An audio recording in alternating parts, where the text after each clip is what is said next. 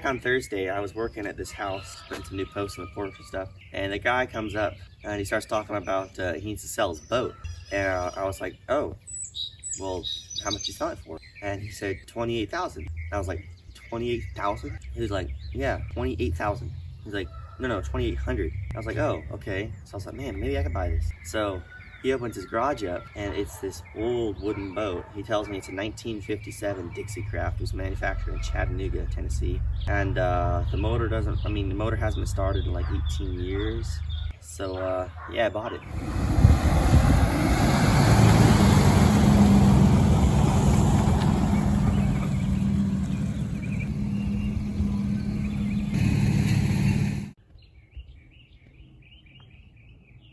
So since I got the boat on Thursday, I went through and I filled all the holes. But I wanted to see if the motor cranked over and put a battery in, because there's no battery in when I got it. Yeah, I got a battery, so let me go get it.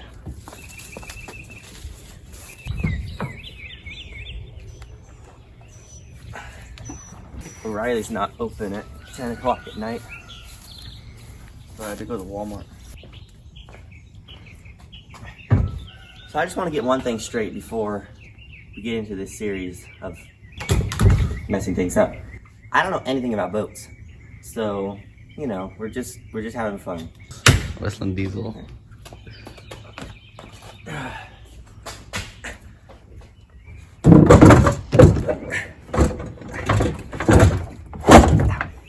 So I have a black and a white. I'm assuming black is always negative, but in a house, black is the hot wire. Isn't that weird? Nice and tight. Okay, the moment of truth. I got an ignition up here. It says turn to start. Here we go, right?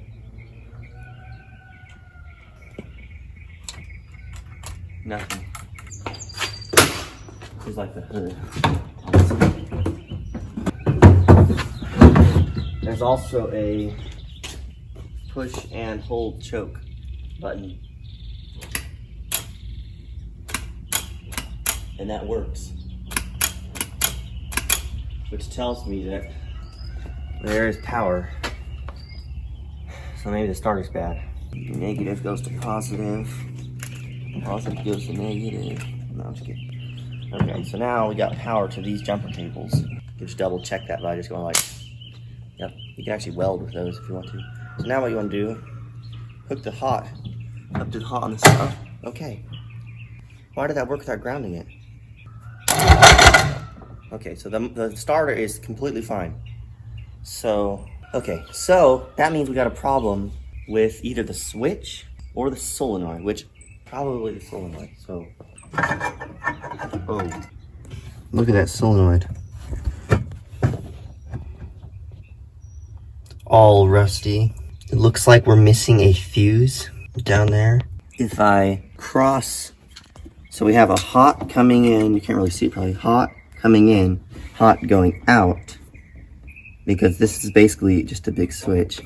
Anyways, if I touch these two together, the starter should also go boom. If it doesn't, then we know that we have a big wire problem, I believe.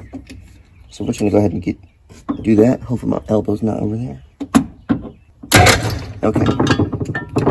Yep, so luckily we do not have a big wiring problem. The whole thing moved. Retarded. What's wrong with you? Anyways, I don't know if it's working or not.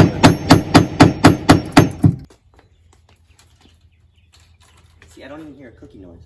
So, I think the problem may be solenoid related. So I'm gonna test the solenoid right now. Basically how to test a solenoid according to YouTube. When this solenoid has power, it should work. I gotta put them both to the solenoid. I'm gonna get chopped up in a scary boat. Okay, here we go. Wow. Okay, so the solenoid is not broken. I was wishing it was broken. Okay, so now there's a bigger problem. See, here's the thing. This boat is wired to have like a light on the front, a light back here. It's got a cigarette lighter, it's got that choke thing. So basically what I did was I went to the switch and I just stuck my pliers and I connected the two things and it worked. I was like, oh, faulty switch. So then I just stuck the key in the switch in the switch, and I was like, oh, now it works somehow. So there was something wrong with the switch, and I took the switch off, and now it works. So basically what we have to do now is we gotta go to the hardware store, and I get a fitting. Now, I don't know why, that looks like a, oh, whoops, that's the wrong end. This one right here, that looks like an air hose fitting to me. And I don't know if you're supposed to have like a airtight, like if there's a reason that they have this on the gas tank. But anyways, regardless of the fact, this does not fit on the new gas tank. So I gotta get a fitting that screws in there, that then goes on here. And we gotta get a big barrel of water, set it behind there. Some mixed gas in there. It's a 2-stroke, I'm assuming. Yeah, so look, we're gonna go to the hardware store, and Raffrey's gonna get very embarrassed by videotaping inside the hardware store.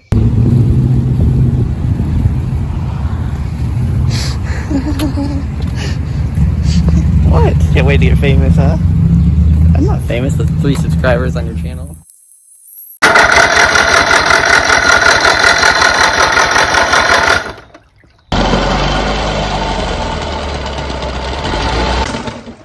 Couldn't figure out how to turn it off.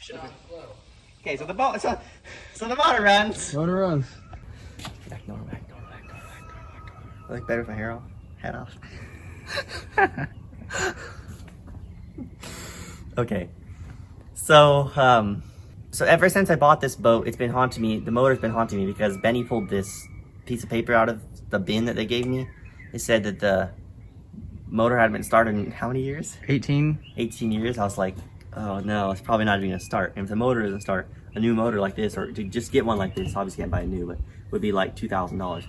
So, yeah, I'm very relieved to know that it runs, but I'm not gonna do any more with it until I get the boat ready to go in the water. So now we're gonna focus on just sanding. So a lot of the wood filler has actually cracked and gone into the hole for some reason, I don't know. But I'm gonna sand it and I'll refill the little tiny cracks. And yeah, we're just gonna focus on that. So I'll show a little bit of time lapse, but it's pretty boring. We'll jump to the next step. Hopefully we can get a coat of stain on it tonight.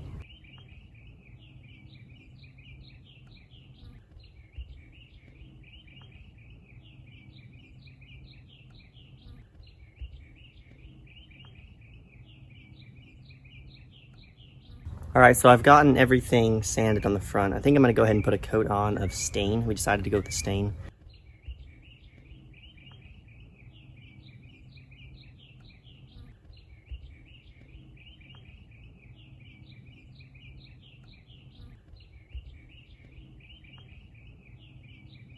Stay tuned next time for when we varnish the boat and drop it in the water. That's the end of this video. And yeah, I hope you enjoyed working with Asher's Shop Rags.